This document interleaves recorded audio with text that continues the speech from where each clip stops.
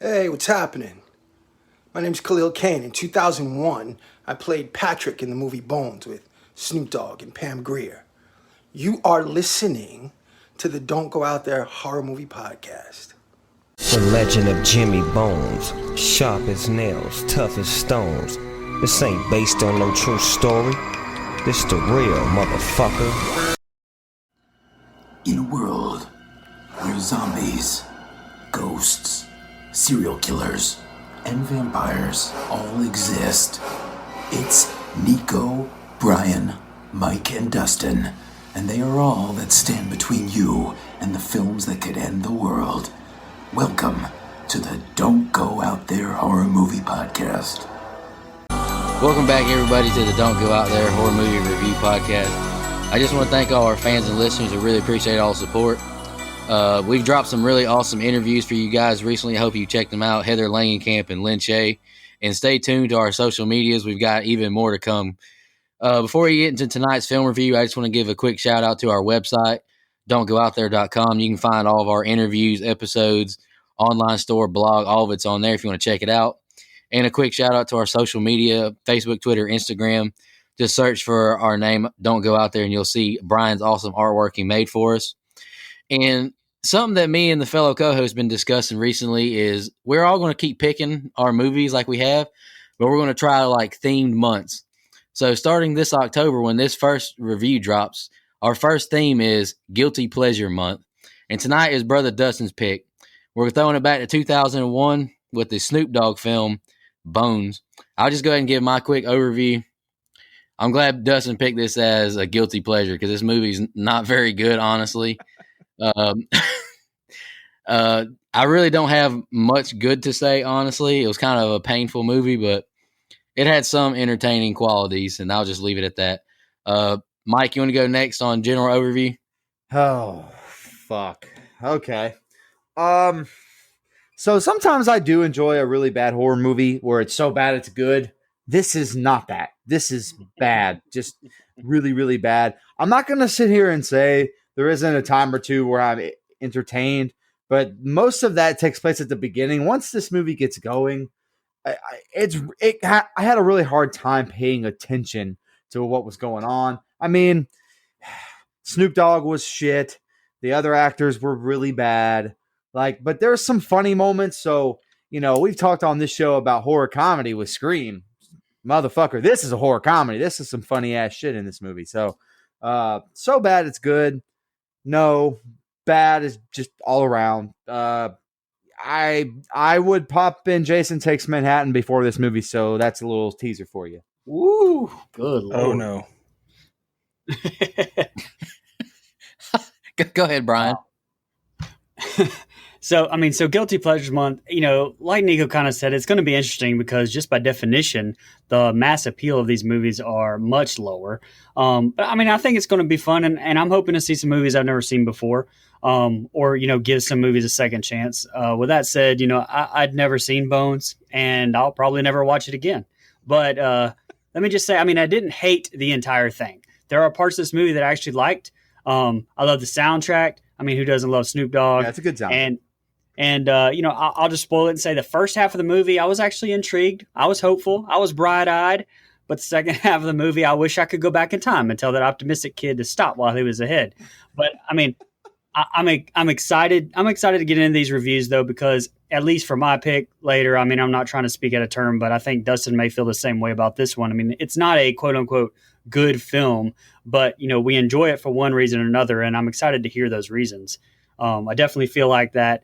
You have to look at these reviews through a little bit of a different lens, reviews wise, but maybe that's just my approach. But anyway, as Billy Madison would say, on with the Borophyll.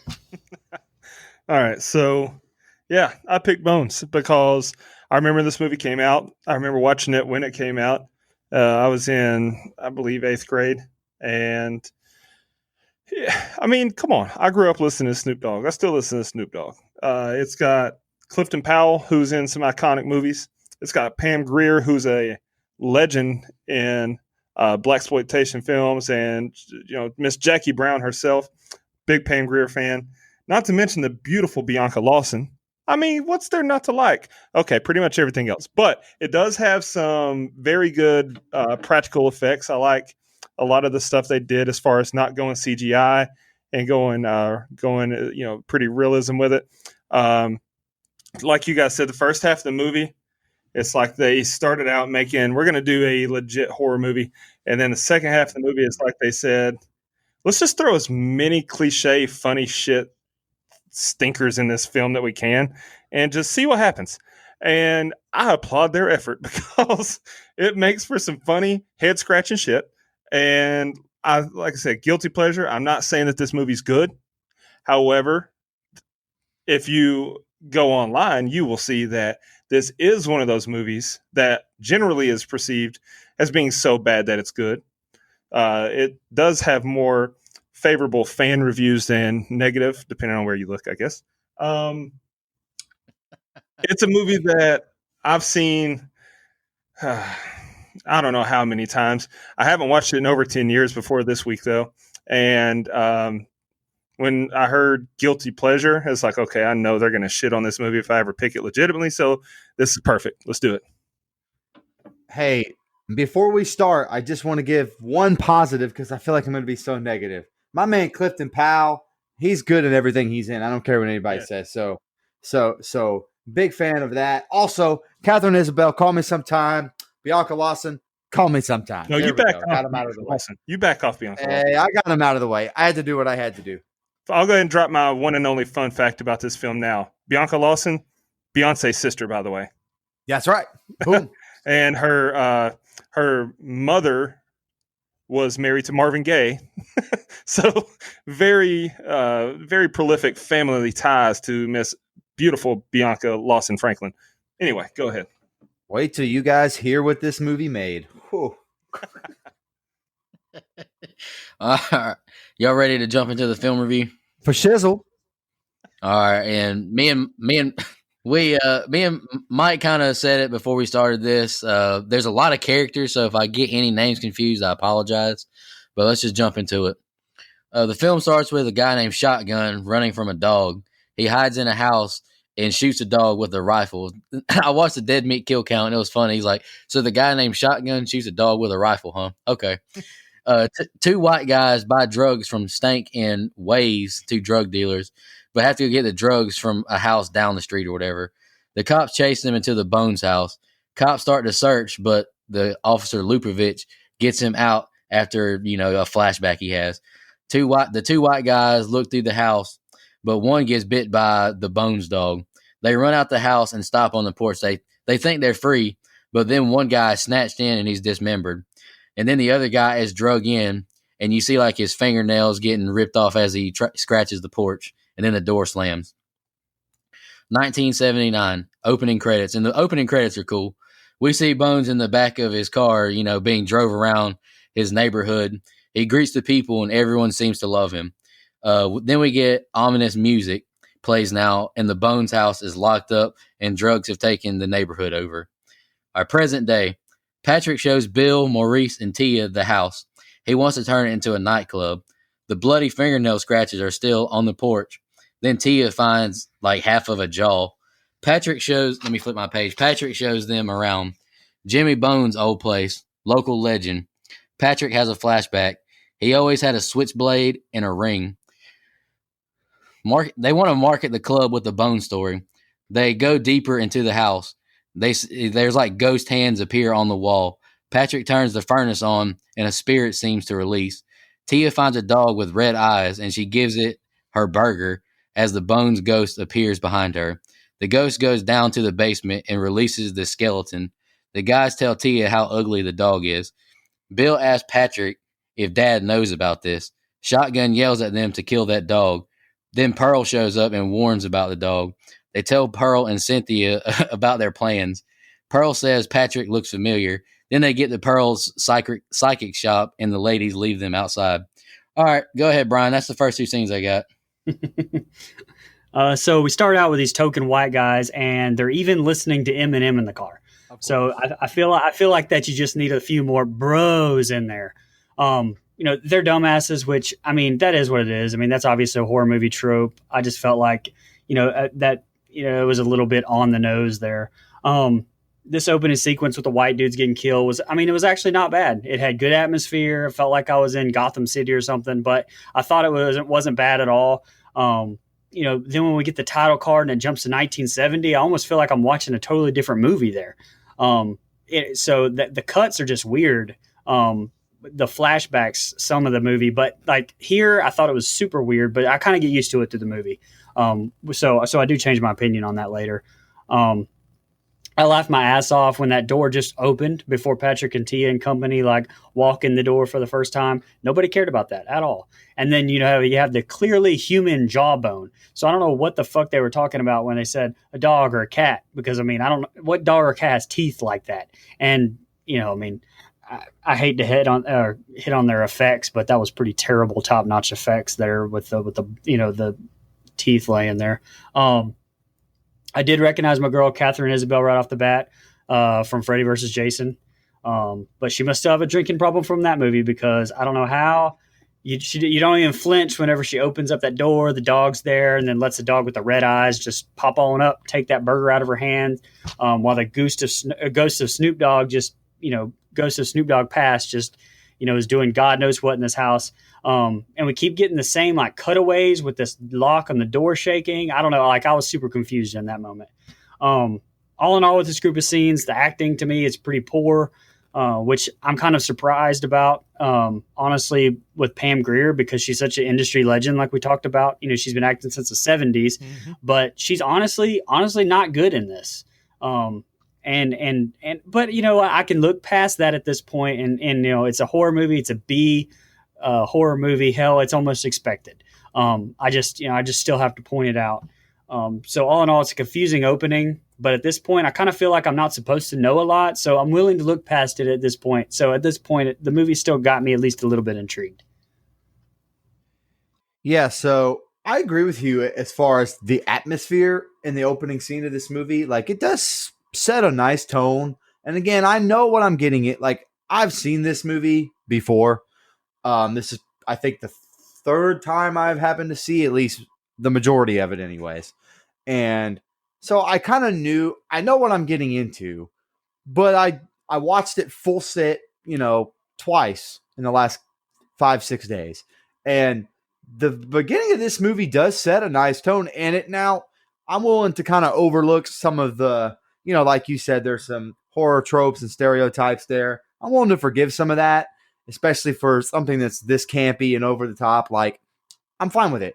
I'm willing to kind of forget that Snoop Dogg, of all people, is our fucking villain. But not really. He's not really a villain, which we'll get into. That's one gripe I have.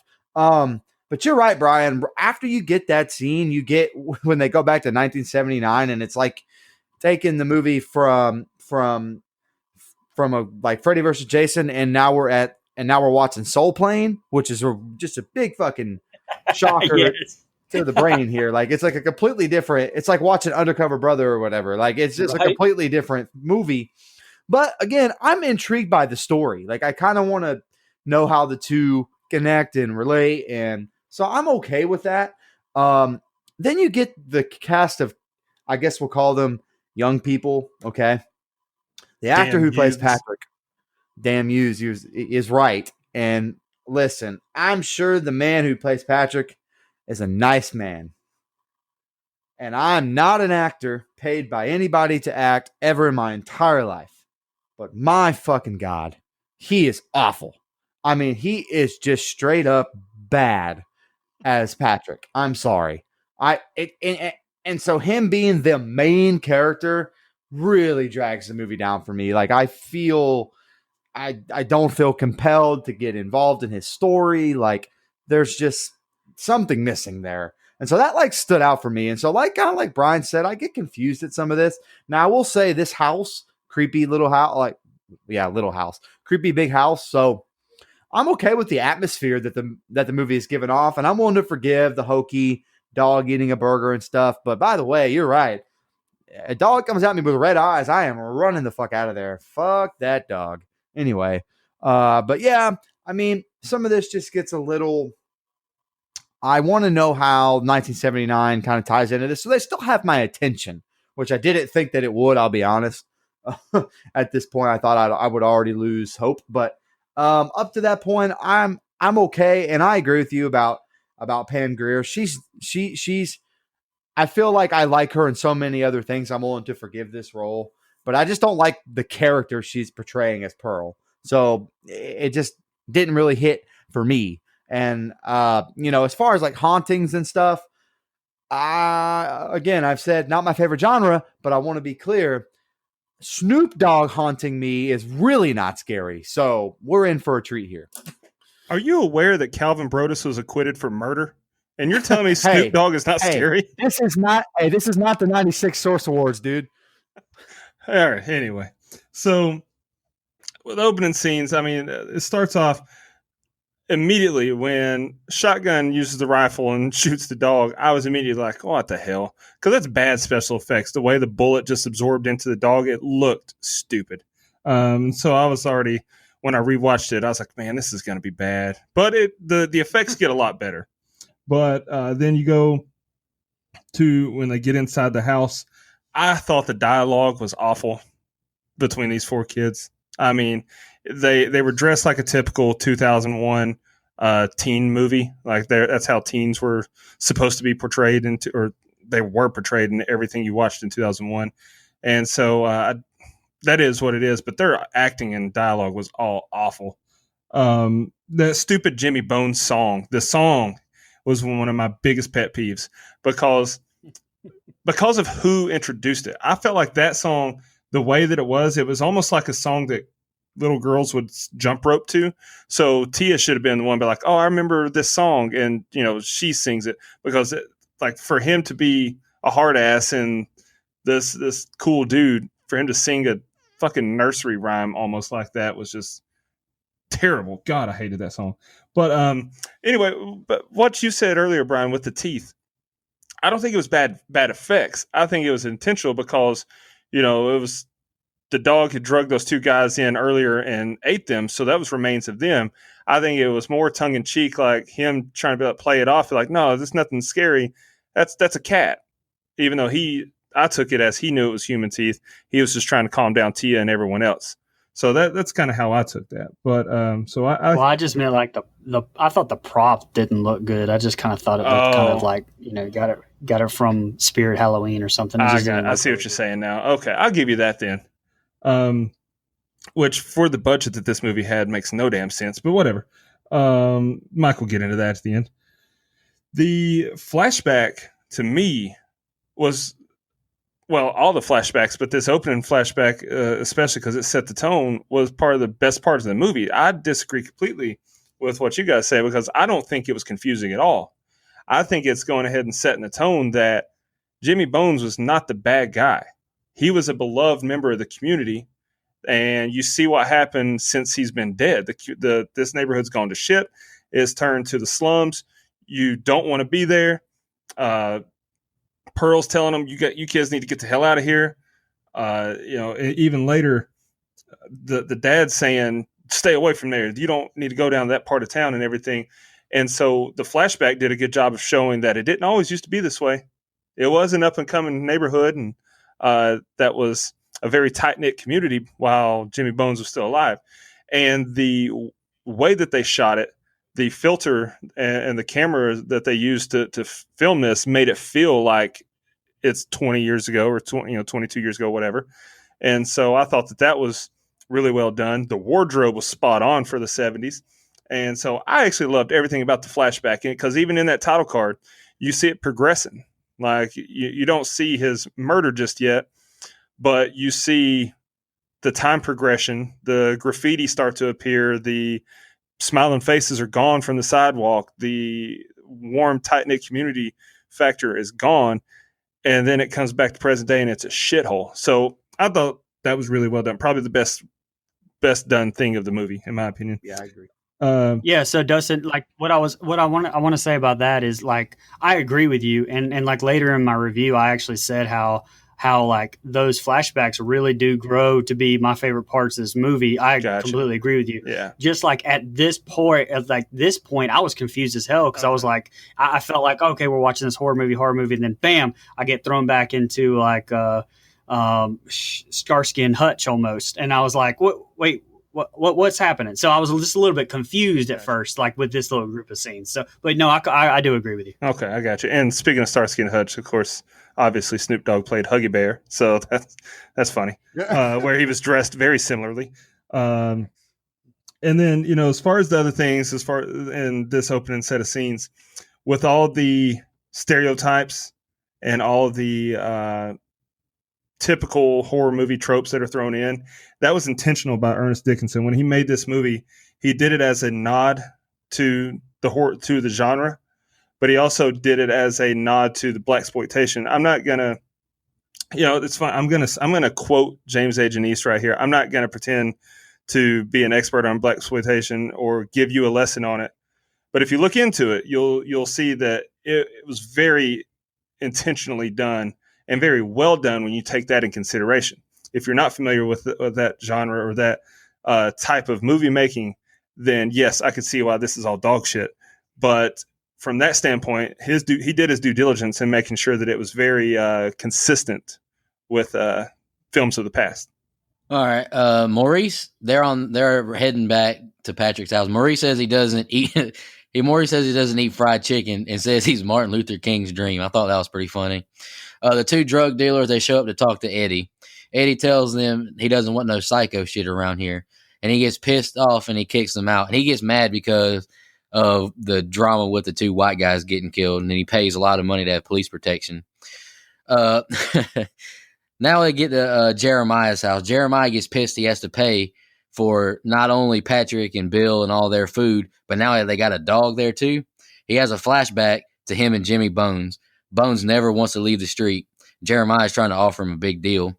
Lupovich, the white cop, shows up to Eddie's. He gives him some drugs and tries to fondle his girlfriend, Snowflake. Lupovich is a dirty cop. Eddie asks about Jeremiah selling the building. Jeremiah tells his boys to not go places you shouldn't be, and his old hood can't be fixed. Lupovich shows up to Jeremiah's house. Lupovich is pissed the building has been sold. Cynthia tells Patrick the house is bad luck as she walks under a ladder. I thought that was funny and ironic. Cynthia says, would I believe the legend if I was this close to the house? Bill is laying in bed listening to music, and the walls reveal these bodies. I can't remember what they called that wall in the city. They reveal these bodies in the wall, and we see the bodies like break free, and they're all reaching for his face. And not the like Dustin mentioned at the beginning, the practical effects are really good. He hears a grunt, and he like sits up, and then he sees Jimmy Bones' face in the ceiling. Patrick says there's a strange vibe. Pearl is about to start a seance. She gets upset Cynthia would rather paint than help her, and she wants her to stay away from the kids in that house. All right, Brian, that's all I have for the next two.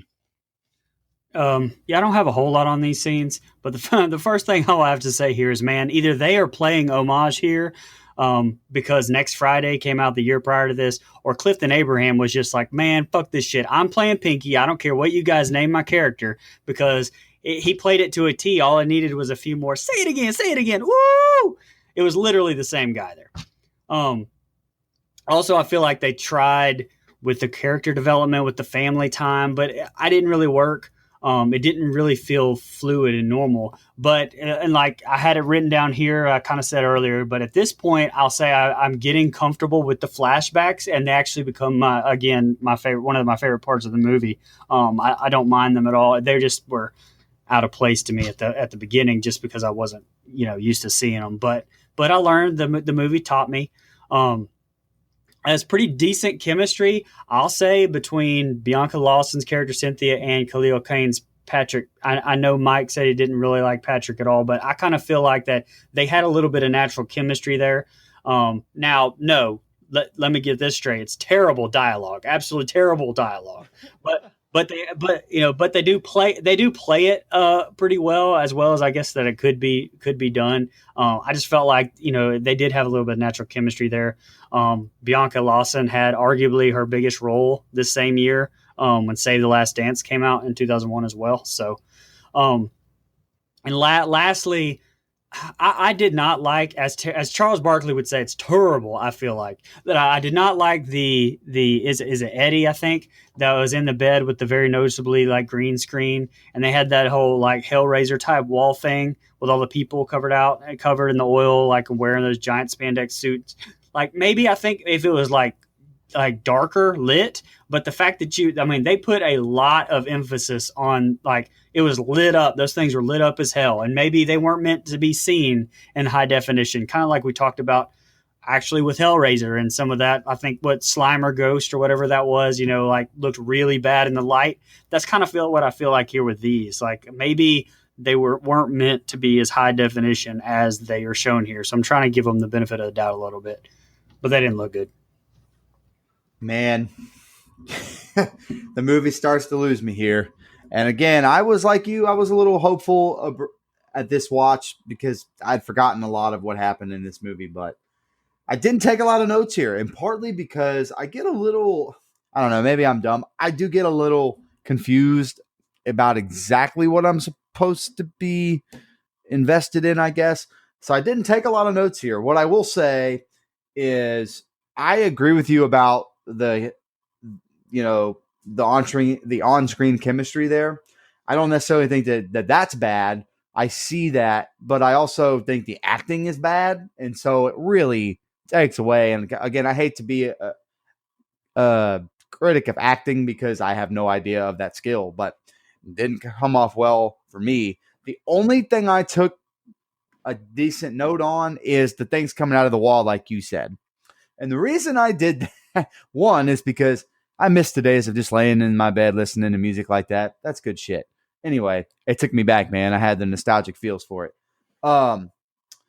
Also, was I mistaken, or was there like a detailed set of balls on the wall?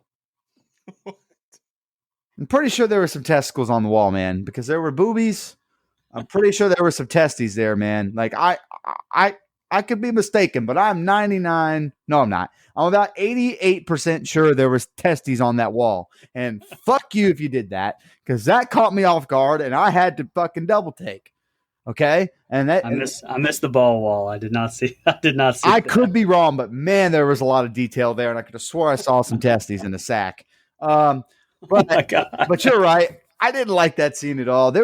It was weird. Like I didn't quite get what they were going for with that until the end. It makes a little more sense now, as you see it kind of come full circle. But I don't know, just the concept of that didn't really hit for me. So it kind of drug all these scenes down. And by the way, fuck, that's anything with a seance. I'm sorry. I'm not bought in. The minute they brought the seance in, I'm like, oh, okay.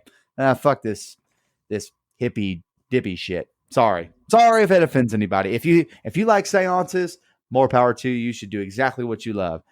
But not for me. So yeah, I did think it's weird that Pam Grier's character was a psychic, or whatever she's called. I don't know, medium. I don't know, but it was very weird to me. Gangster love don't eat no fried chicken was a hilarious line, because he's talking about how it makes black men sterile, and they say you're not even black. I thought that whole scene was pretty funny. It's almost like a prequel to being woke. And then, we get to meet Eddie Mack, and really he's no need to meet him here. Didn't really like this set of scenes at all, but like this whole set is just like, oh yeah, this is like you guys said, this is kind of where the movie starts to be like, it's almost like they should have hired someone who's more experienced in film continuity and film writing, screenplay writing, to step in and help them. Because I think there's a good story. This movie could be remade and be 10 times better. Because it's a cool concept, interesting concept, but it's just, there's parts that just suck out loud, and this is one of them. The practical effects of the wall, you guys, that's really awesome. Well done. And the way they shot that was actually screens on the wall, and that's the reason that they look so bright. I think was because they had the lights turned off or is it on? Oh. They were backlit screens, I think. So that's the reason it looked the way it did. I can't remember. I did see that somewhere. And I do want to say one more thing. It's Clifton Powell, not Clifton Abraham, the former Florida State Seminole.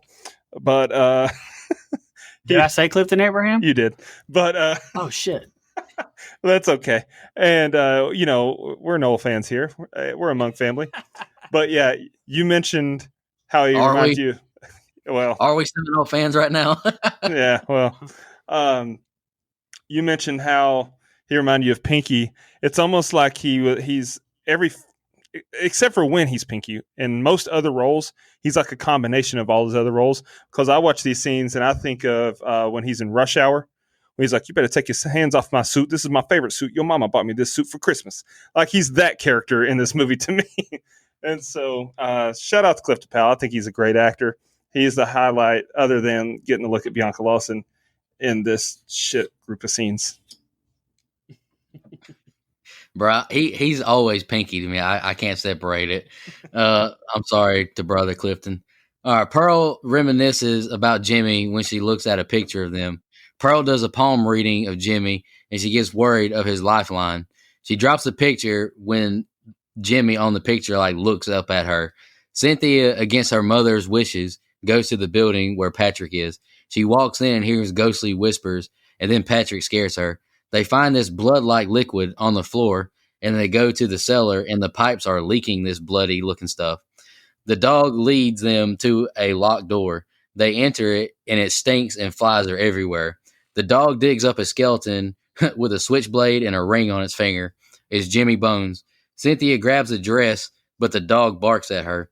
Cynthia sees the ghost of Jimmy and then snaps out of it. Maurice steals the ring as he leaves.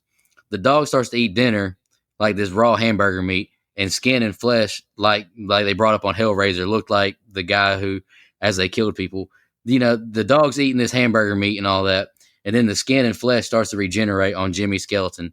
Patrick is trying to sauce on Cynthia, and she reveals she never knew her father. They make out and start to get intimate. Then Cynthia stops as a ghost figure. A ghost figure hovers her. Patrick gives her his bed. Pearl starts the seance as Cynthia lays asleep. She thinks Patrick gets in bed with her as it gropes her. As the seance intensifies, the ghost under the sheet with Cynthia intensifies as well. Now Pearl has flashbacks to Jimmy's death, and she sees Cynthia in a bed of blood. Cynthia wakes up scared, and Pearl shows up to the building to get Cynthia. She takes her home and says, if you stay here another night, it'll be your grave, she tells Patrick and the rest of them. All right, Brian, go ahead, brother. Okay.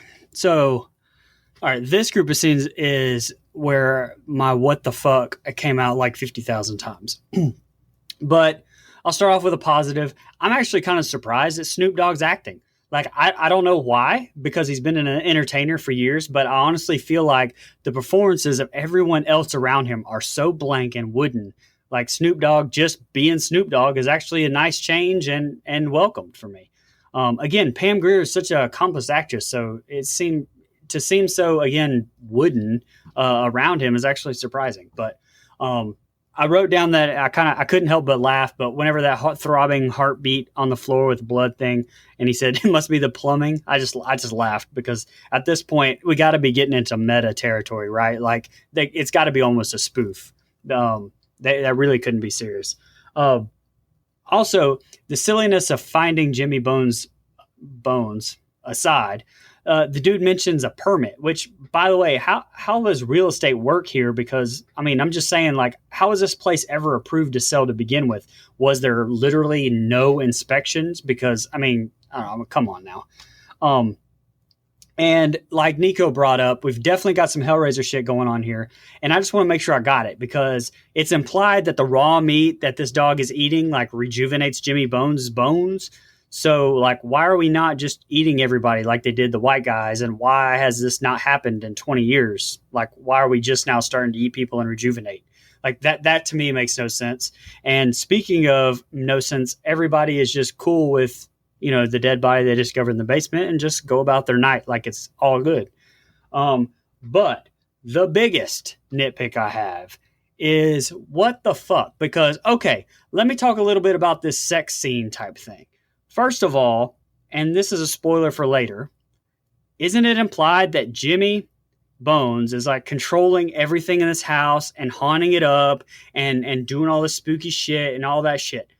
Well, don't we find out later that Cynthia is his fucking daughter? So Jimmy's like basically feeling up his damn daughter here with all this ghost. Like, what the fuck? Like that to me was just, yeah.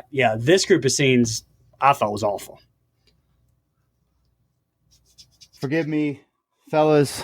The Lightning just won the Stanley Cup, so I had to run around the house for a minute. Okay, so I'm okay. Okay, so I don't like the character of Pearl, but I'm kind of like the rest of you, where these flashback scenes I do enjoy. So some of the reminiscing about Jimmy Bones and all that stuff, that's good stuff. Like, Dustin, you mentioned it in the last set of scenes. This movie has potential. And I feel like with a fresh set of eyes and a remake where they took it a little more serious, these scenes would really come to life and be a little bit better, I think. And I like that stuff.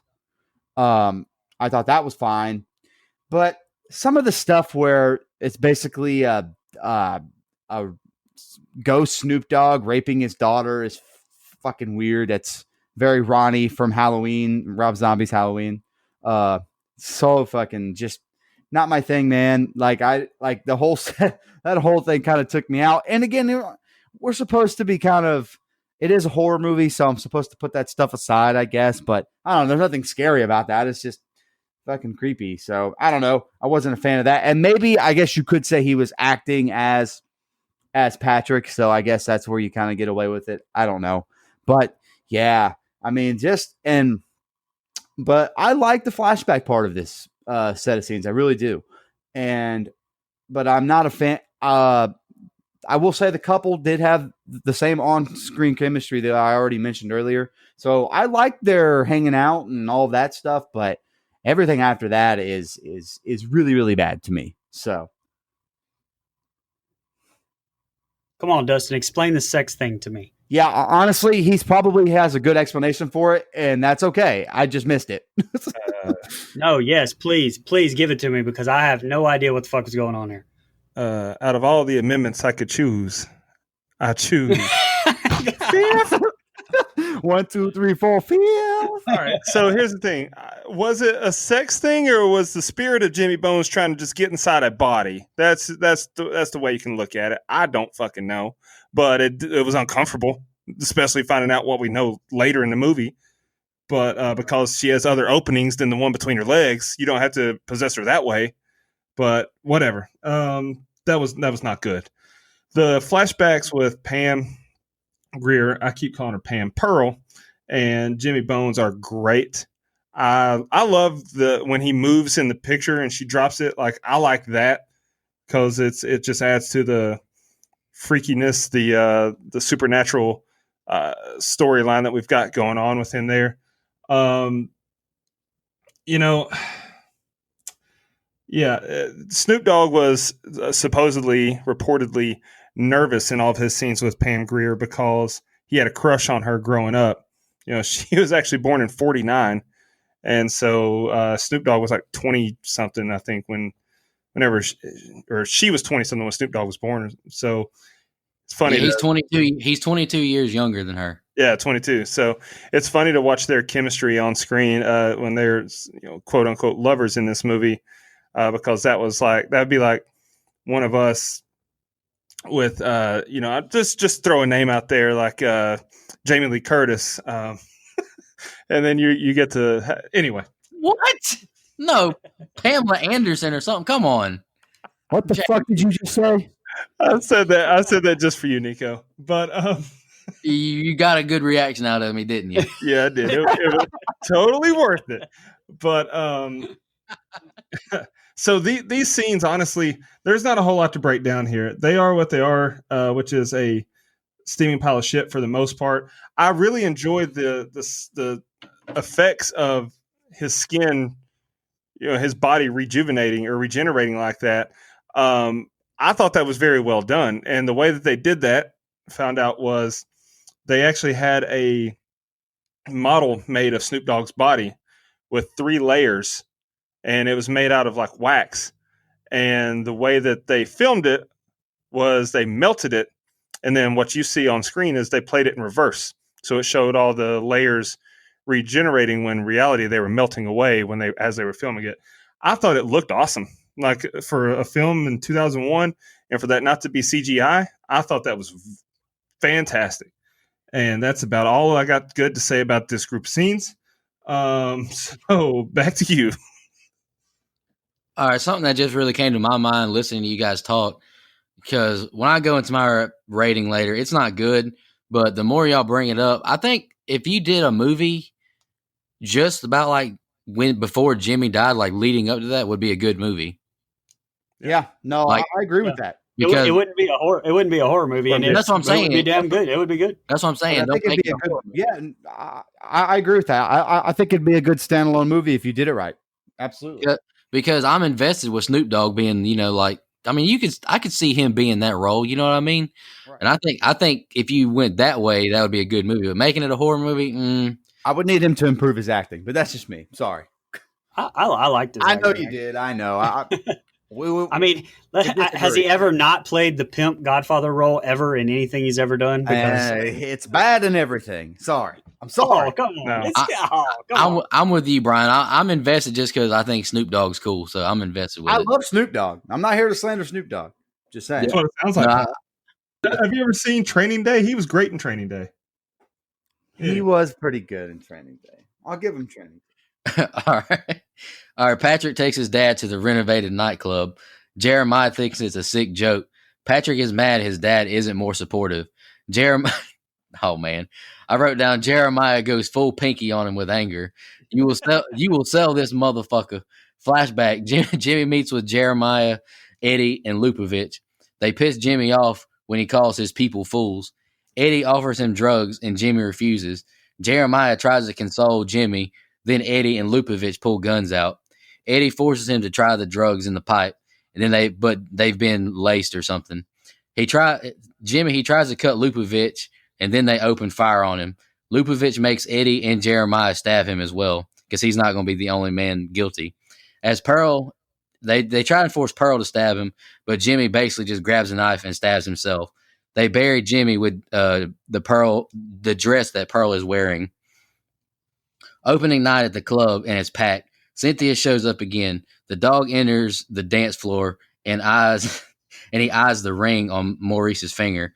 Maurice is in awe of a woman dancing and leaves the DJ booth and follows her. He follows her out and up the stairs. He follows her into a room, but then she turns into the dog and kills him and starts to eat him. More flesh grows on Jimmy's skeleton.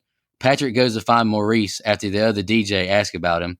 He finds the dog eating him. The dog says, "The gangster of love don't eat no fried chicken." That is a great line. That is a fucking great line. Yeah, but this is where this movie just completely falls apart. Absolutely, but still a great line. You're right. It is a great line. It charges him, knocking him into the wall, and we see maggots come out its mouth, and then he pukes the maggots on him, and the dog turns into a ghost and enters Jimmy's body. The maggots, they fall out all over the nightclub and people's drinks and everything. It's disgusting. And they all run outside. Jimmy sets the house on fire and walks towards them as they run out. He goes upstairs and gets his ring off Maurice's finger. The crowd looks in disbelief at the burning building, and then Pearl sees Jimmy's ghost in the front door. And the next two scenes are the ending. And I'm just going to go ahead and say, from the dead meat, I watched the kill count to just get. I've never seen the movie, so I just wanted to get like a little synopsis. That was the only scene that Snoop Dogg didn't do high, was when he walked up the stairs that were on fire, because those were real fire. That was real fire. So I thought that was pretty interesting. Go ahead, Brian. Yeah, well, as much happened, I really don't have a lot of notes here. I've got a lot of nitpicks, but all right. So the very beginning of these scenes, there's obviously some huge passage of time here, right? I mean, it seems like it was like the next day, but because they had it, got the whole club from the condition it was in all movie to now it's ready to open. And I mean, this has to be like months, and nothing happened all in this time, which seems weird. But then again, if you think about the fact that nothing happened in the whole 20 years and suddenly now it's the dog's deciding to eat people. So I don't know. That whole thing's confusing. And speaking of confusing, this entire backstory of Jimmy did anybody catch what he does besides just being Snoop Dogg? Because I didn't. I thought it was just like implied, he's some Godfather type, but I actually Googled it, which is a movie's biggest sin, because if I have to Google your movie to find out the information on it, that's a problem. But it turns out Jimmy is a numbers runner who is quote unquote loved in his neighborhood and its protector. So, and that's from Google. So that still doesn't make any sense to me, but anyway. Also this killing Jimmy scene.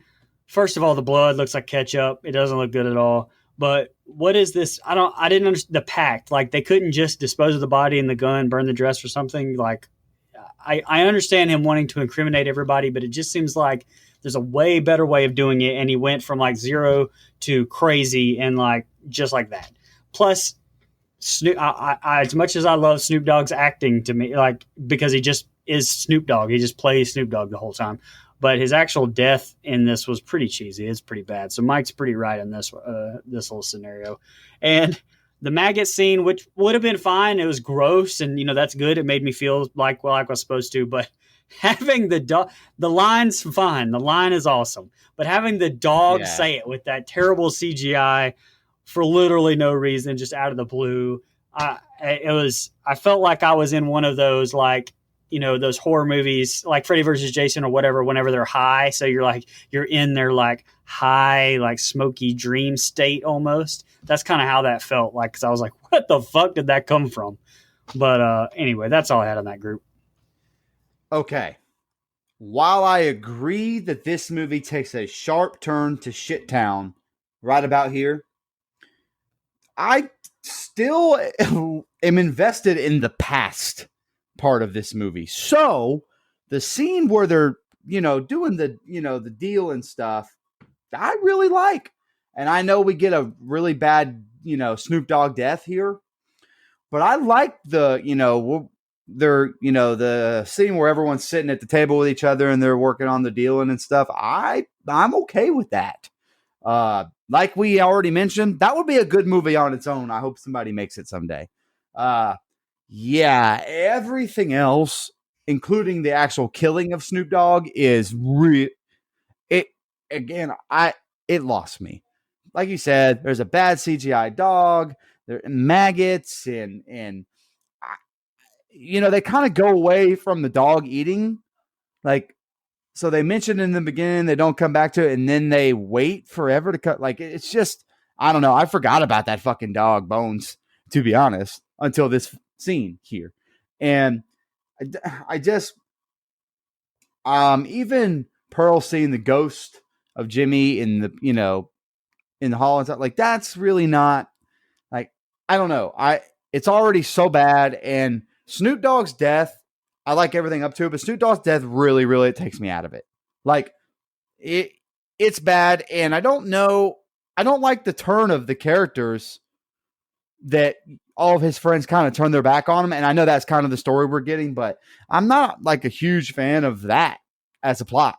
So it's kind of lost me at this point. This is the point where I stopped taking notes and just kind of tried to enjoy it. I mean, I took some more, but I tried to enjoy its over the top campiness, because we're about to get into some really campy, hokey shit here. And this is just kind of the tipping point for that. So starting off with the murder scene, I thought that, the biggest problem that I have with this movie, well, that's not true at all. One of the big problems that I have with this movie is the way that the blood looks. Like, all the blood just looks awful in this movie. It's horrible. Oh, the blood looks like ketchup, man. Yeah. It's awful. It actually looks like red acrylic paint. Like, not even or ketchup. Like, I don't know. Like tomato paste, man. Yeah. Oh, I thought it looked like ravioli. That's what I was going to say. Yeah, I thought it looked like paint, Dustin. Like paint. Yeah.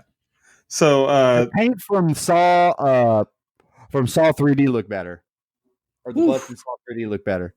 Whew. Stanley Kubrick definitely had better blood in the elevator scene of The Shining, and that movie was made well before this movie. The great Stanley Kubrick. The great Stanley Kubrick. Which you can listen to our review of The Shining at don'tgooutthere.com. Sorry, Brian. That's true.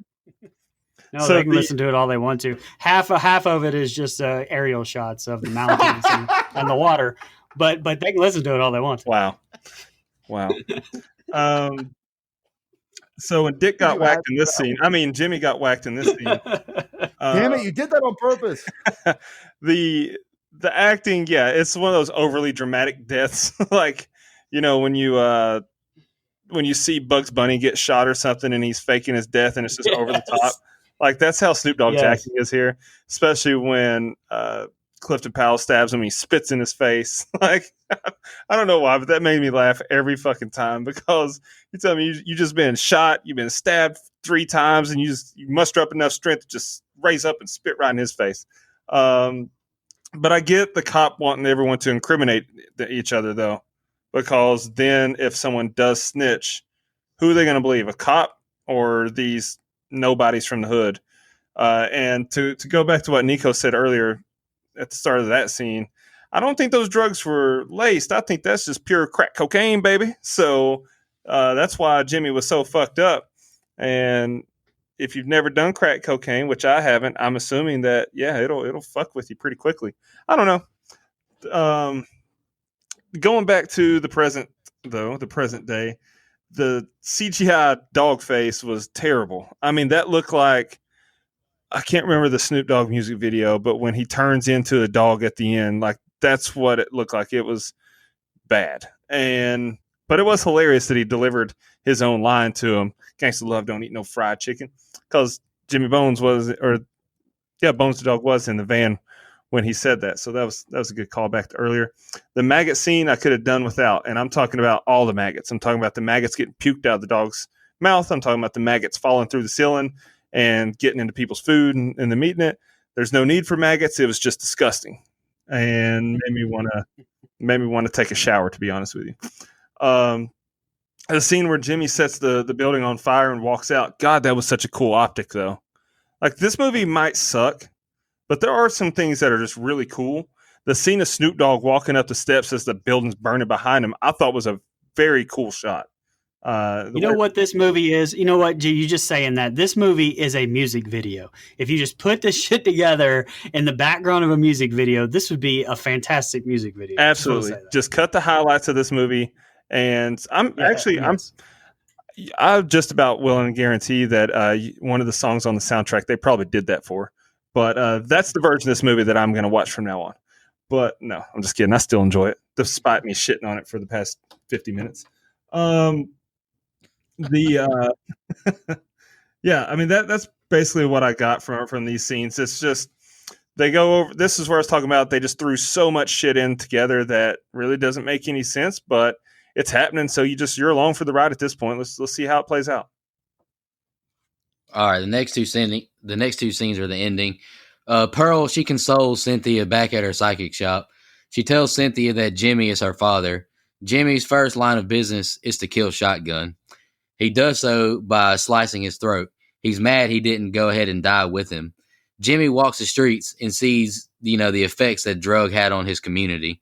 Patrick asked Jeremiah if he did it and asked why he was against it. He asked what he knew about the building. He tells him Maurice is dead. Jimmy kills Stankin' Ways, the 2 drug dealers, as they try and sell him drugs. Pearl deals herself, tarot cards, I think is what they are, and we see a hand grab her but disappears when Cynthia enters. She tells her he'll kill all of them. Eddie is making moves on his girlfriend Snowflake on the pool table. But then she walks back to the back room to get something. He calls for her, but no answer. And then he finds her dead body in a trash can and blood all over the floor. Eddie grabs his guns and then sees Jimmy. He's like dragging his knife across the pool table and it's bleeding for some reason. And then asks if that's Jimmy.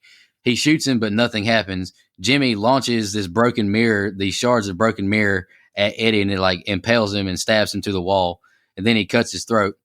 Lupovich gets a call from Eddie. Now Eddie's head is he's like holding his head and is shit talking Jimmy.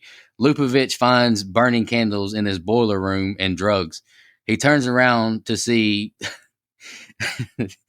he turns around to get Forrest to try the same pipe from back when Jimmy got killed. And Jimmy closes his mouth with a horrible special effect and hangs him on a hook and he gets stabbed. Jimmy shows up to Jeremiah's house. Cynthia, Pearl, and Patrick see the hole in the glass, and they leave to find their dad. Jimmy shoves Lupovich's head into that wall of people. Now he shoves Eddie's head into the wall. Patrick shows Pearl where the skeleton was. The blood on her dress has kept Jimmy alive. Jimmy shoves Jeremiah into the wall now. He tells Jimmy he'd have done the same thing. An elevator drops into the basement, and Pearl takes it up by herself. Jimmy shoves him into the wall one last time to die. Pearl enters a room full of candles. It's where Jimmy was murdered. Jimmy appears behind her and puts the dress on her, and she looked really good in that dress. Cynthia says they're in the city of the dead. Jimmy and Pearl embrace. The ghost of Maurice lures Bill into a cave, and he's killed by the souls in the wall. Cynthia finds Jimmy and Pearl. Jimmy hugs his daughter Cynthia. Patrick sees his dad in the wall. He grabs Patrick's throat, and then he cuts his dad's arm off. Jimmy grabs Patrick's throat, and souls circle him. Then Pearl, she grabs a candle and lights her dress on fire, and it ends up killing herself and Jimmy. Patrick and Cynthia, they escape outside the house or whatever. And, Patrick picks up that same picture, and the face of Jimmy Bones looks at him, and he turns and sees Cynthia, and then she pukes maggots on him again, and that's the ending. All right, go ahead, Brian. Have fun with that. What the fuck? Sorry, go ahead. I wrote at the very beginning where the old dude looking at this fire, and he said, "We should have done this a long time ago." Yeah, man, that's exactly kind of what I've been saying the whole fucking movie. Mm-hmm. Very underwhelming reveal that Bones is Cynthia's father. It was just glossed over completely, and thankfully, because then the audience can maybe forget that she was ghost molested by him earlier in the movie. Spoiler alert: those two drug dealers' deaths, my least favorite in the movie. It had some Jason Lives smiley face in the fucking tree shit with that whole blood spatter in the shape of those chalk drawings. I was like, oh my God. That was much better. But I will have to give credit right after that. I will have to give credit to that. Definitely not number 2 defensive back, Clifton Abraham, pinky kill. Besides the ravioli looking blood there, it was only one so far in the whole movie where I was like, okay, that kill was really good. But man, right after that, it goes right back to shit town because we get him he's holding his head. I mean, Mike said hokey shit earlier. Like, this is some hokey shit. Like, what the fuck is going on here anyway? Because I don't know. I don't even know at all. There's heads being thrown into that rubber Hellraiser soul wall with apparently he's got testes hanging on the wall somewhere, which I don't know. I mean, the effect was actually pretty cool, but that it's still like, what the fuck? And all in all, I think this is a pretty terrible way to wrap it up. You get of course, figuring it out. With the blood and how to beat Bones from Pam Grier, which, as we've said a million times on here, that's just lazy writing as they're in the Scooby van. We get this weird ass City of the Dead and Candyman thing where like Bones wants Pam Grier there with him forever. And then what? The dress apparently, by the way, is soaked in fucking gasoline because it goes up like instantly. And instead of Pam Grier wanting to take the dress off and burn it, she fucking just burns herself instantly. Like, why? I don't know. Super dramatic. Should have just taken the dress off and burned the dress, but okay. And then the maggot ending with the winking picture, which basically is an homage to Vampire in Brooklyn, I'm sure. But, very few times have I watched a movie and asked, what the fuck just happened? Like, I literally don't have any idea what the ending even meant, like, at all. So, and I did not go Google that because after I Googled Snoop Dogg's job, I was like, I just gave up on doing that. So anyway, obviously terrible way to end it, and I hated it. Don't hold back. Just the ending. I hated this group of scenes. That's what I mean. That's what I hate. I've said this on this show a couple times, so let me repeat myself. What can I say about this set of scenes that hadn't already been said about Afghanistan? It's bombed out and depleted. Okay. Now that I got that out of the way, look, man, this movie dials the hokey tone up to the 100 max here. I'm I'm sorry that I'm just not buying Snoop Dogg as this ghost killer. Maybe that's just me. Now, I could buy him as, like a pimp that's, out for blood or whatever, if it was that. But I don't know. This whole thing is just so over the top to me. I am trying to invest because I do like the backstory, but man, this set of scenes is just rough. And the reveal that Jimmy is Cynthia's father, and that it makes that scene earlier so much more uncomfortable. And God, man, but I'm like you. I enjoy the AKA Pinky kill because you're right, he's not anything else. And then, so I mean, that's fine. It's the only one that's like not just forgettable. Like I don't have like when we go least fill or favorite kill, least favorite kill. Yeah, it's a little bit tough. None of them are memorable. There are some good. I will say this: there are some good practical effects. There's some bad practical effects in this movie, but there are some good here in this ending scene. Even the wall, which we talked about earlier, where I thought I could have swore we got a testicle sack in. Even the end here where they use Clifton Powell's head as part of it, I think that looked cool for some reason to me. So I was fine with that, but the whole thing this loses me. And one more point I want to make. The fact that someone says we should have done this a long time ago as the house is burning down. Thank you. Fuck. I would have done that a million years ago. If you kill somebody and you're trying to hide it, what's the first... Wait, am I outing myself? All right, go ahead. Sorry. Yeah, so, I mean, they already committed murder. They don't want to commit arson too. Gosh. But, okay. Well, at that point, fucking go nuts. It's the purge out here. So Stankin' Weeze had, definitely the worst kills in the movie. And it's not even because of the kills, because we didn't see the kills. It was off screen. It's because their blood, there was an outline of their blood thrown up against the wall. And then it was filled in the shape of their bodies. It was just awful. Yeah, terrible. And we already talked about how bad the blood looks. So like when he cuts into the pool table, that scene right there is why I said it looked like red acrylic paint, because mixed up against that green felt of a pool table, it looked like shit. It didn't look like the consistency of blood, nor did it look like the color. It was just awful. But one of the things that I noticed that I hated about, really it's a theme through the whole movie, is how Snoop Dogg overacted with his hand.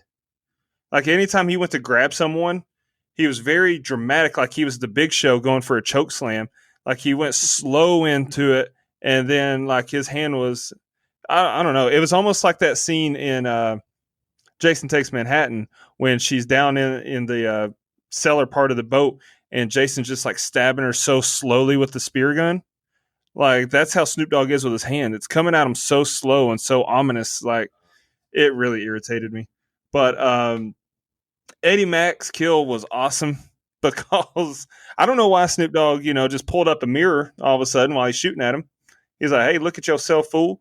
Shoot this mirror, and break it into 1,000 pieces so I can use it to kill you." But it turned out cool. I actually liked how the cool happened. But it also raises another question: why was he selective about who he decapitated? Like he decapitates a couple of them, but not the other two. Didn't make any sense to me. Not a lick of sense. And also, they didn't really do a damn good job at all about explaining why Pearl's blood was what was keeping him alive. And then, like you said, why not just take the dress off and burn it? Why are you going to kill yourself unless you just fed up? Like, I get that. You tired of being a single mama out here when your baby daddy's a ghost. I get that. That would stress me the fuck out too. But you don't have to kill yourself. Yeah, and then the ominous ending that also made no damn sense. So is Cynthia possessed? Is she now Jimmy Bones' spirit incarnate? Like, what's happening here? That's what I said too. What the fuck? Are they setting up a sequel that never happened? Like, that's what I want to know. Was that their plan? Was to leave it open-ended so they could make a sequel, and then they realized how bad this movie bombed? So they're like, nope, fuck that. We ain't losing another blank $1 million, which Mike will get into in a minute. So overall, this movie is one of those that this last four scenes with the ending and then the two we just reviewed before. I know it sounded like a lot of negative out of me, but this is where the movie's just so outlandish and confusing and bad that I'm just like, I'm all the way in, baby. I love it. It's terrible. So that's where I am with it. Yeah. That's fair. I have movies like that too, so I get it. All right, let's jump into fun facts. And I was really surprised because I get almost all my fun facts off of IMDb, and there are literally only 3 of them for this movie. And 2 of them are basically the same thing, which I'm going to read right now. This was the first time where Snoop Dogg and Pam Grier collaborated together on film. They have done music videos since 1993. Snoop Dogg and Pam Grier play lovers who are supposed to be the same age. In reality, Grier was born in 1949 and Snoop Dogg was born in 1971, a 22-year age difference. And that's the only 2 I have. I think y'all said y'all don't have any fun facts either. So go ahead, Mike, with the budget. I'm ready to hear this. I didn't look that up. Okay. So Bones' budget was $16 million. You telling me at $16 million they couldn't get some better looking blood?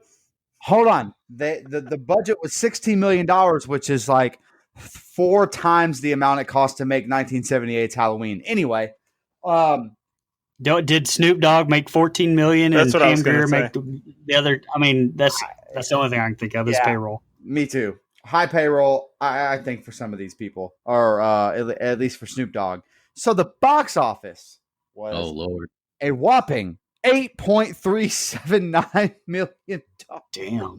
It made half its budget back. So good on you, Bones. Barely. So that's what I was saying about how maybe they wrote this movie like, let's do a sequel, and then they were like, oh shit, New Line Cinema, I think, who made this movie. They were like, no, we can't really afford to give y'all another $8 million to make up for what we lost, plus a budget for another movie. So, no thanks. Thanks for asking. Hey, Freddie built that house and Snoop Dogg burnt that bitch to the ground. Anyway. Dropped it like it was hot, dare I say. Oh, all right. Oh, there we I'll go. see y'all next week. There we go. Yeah. I love it. Jimmy Bones had a little sensual seduction while he was a ghost with his own daughter in this movie. So, Yeah. Oh, I wish I would have forgot drank a about lot of gin and juice before I watched this. that. Oh my gosh! All right, we just lost all of our audience. nothing but G thing. Anyway, sorry, I couldn't think of it. All right, y'all. Let's jump into the favorite kill, least favorite kill in the rating, brought to you by Manscaped. Use code don't go for 20% off and free shipping. Just go to manscaped.com. All right. Favorite kill. I picked Eddie's death in the pool hall. My least favorite kill, up until Eddie's head starts talking, that was horrible, but his death was cool. It was hilarious. Least favorite kill. I chose a different one beside y'all. I wrote besides snowflakes, I'm going with Bill. The kill was lame. It looked bad. And then Cynthia saying, he's gone. That line was god awful to me. I hated it. All right. So my rating, it's nothing personal against Dustin hating on all of my movies I picked. This is just my honest opinion of this movie. I'm sorry, but I gave this movie a 2.5. The pros, very few, honestly. The cast was cool. Snoop Dogg is cool. Catherine Isbell was nice to see. 2 years later, she was in a much better movie, Freddy vs. Jason. Motherfucking Pinky from the Friday series was awesome. Watched the Dead Meat kill count and really appreciated the director's dedication to practical effects. And I wrote the underlying message was good too about how drugs can devastate a community. I did appreciate the underlying message.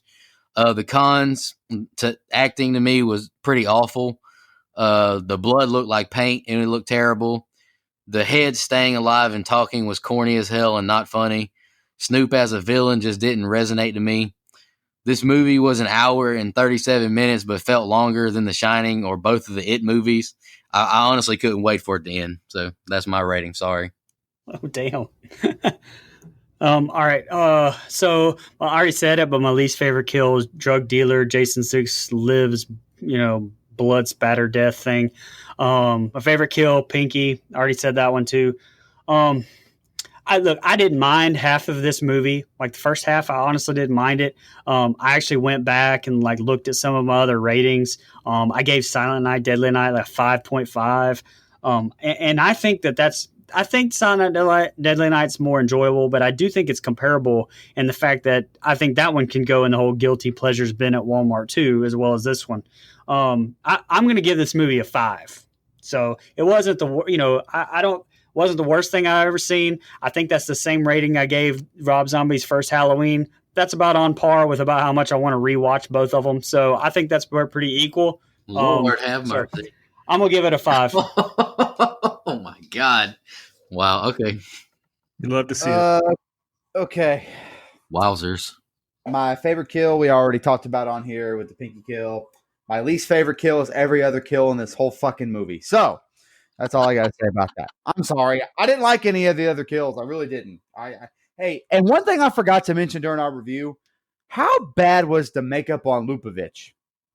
Like Yes. the Yes. added fat, you could see the prosthetic. It wasn't the same color as his skin. So where the fuck did that $16 million go? Jesus Christ. Snoop Dogg's weed budget. Well, Probably. Yeah, Hey. probably. The maggots, all the maggots. Hey, if they ever remake this movie, we got to get Nico to donate some money. All right. So anyway, okay. So there were things that I could take away from this movie that I like. I've already kind of said this. I'll just briefly repeat myself. I think there's a good story here, and so I think this movie had potential. It could be better. I like the dedication, like you mentioned, to practical effects and the blaxploitation theme around this movie. I dig that. Like, I like that the director really, went that direction, and I think that was unique and cool and different.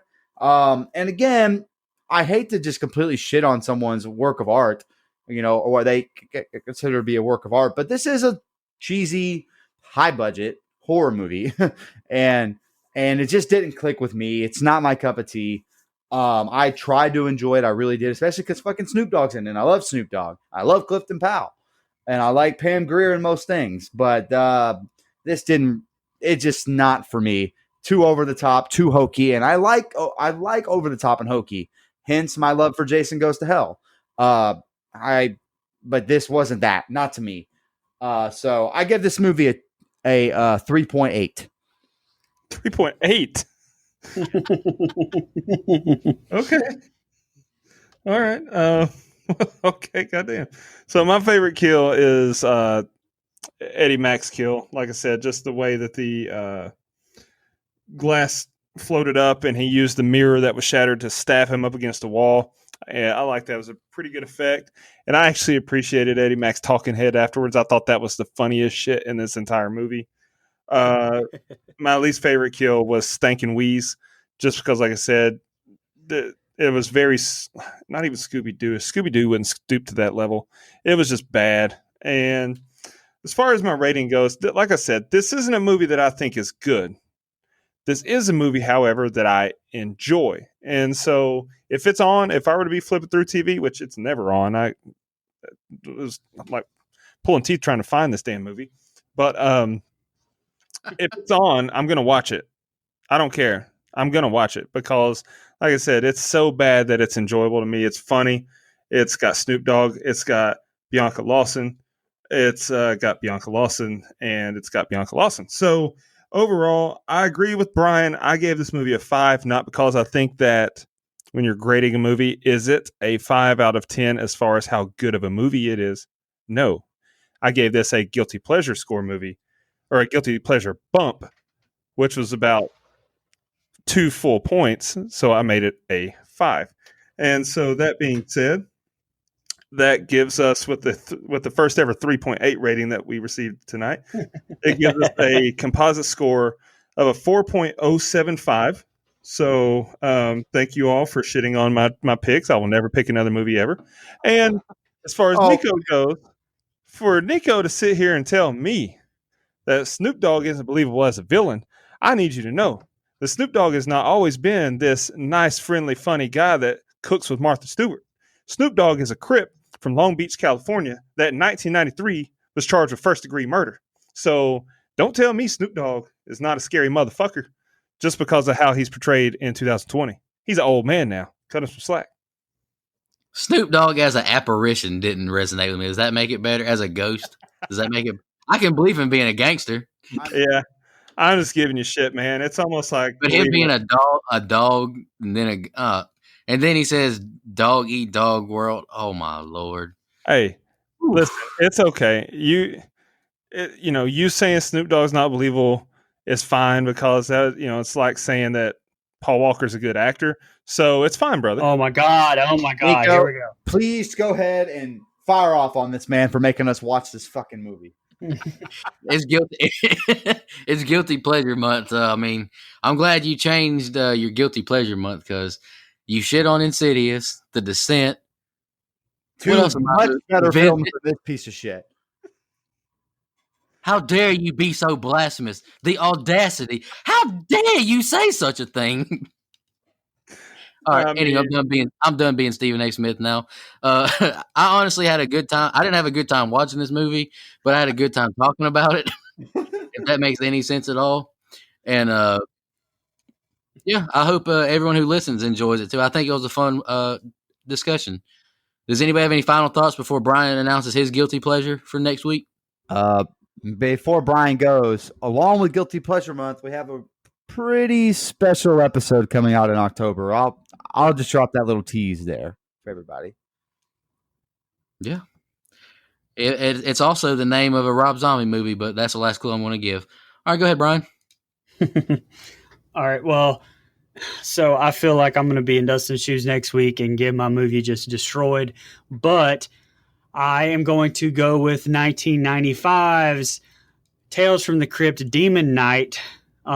Basically the movie that HBO made, the first movie that they made, based on the Tales from the Crypt HBO series. It has Billy Zane in it, Jada Pinkett Smith's in it, even the dude from Wings, Thomas Hayden Church is in it, but definitely friend of the show, John Kassir. So I'm not going to say that everybody's going to enjoy it next week, but it'll be fun to at least talk about. Bro, I just looked up the movie that you picked. It has the exact same director as this movie. Yes. Oh, fuck. It has Ernest R. Dickerson, the same guy from Bone. Yes. Oh, Okay, well, that makes more sense now. all right, tune in next week. This is going to be fun again, I think. Really appreciate all support, y'all. Just want to shout out our two interviews we recently dropped. Two huge icons in the horror genre, two wonderful women, Heather Langenkamp from the Nightmare on Elm Street franchise and the great Lynn Shay from the Insidious franchise. And she was in Nightmare on Elm Street as well. She's amazing. We really appreciate all the support, y'all, and y'all have a good night. Just want to remind everybody,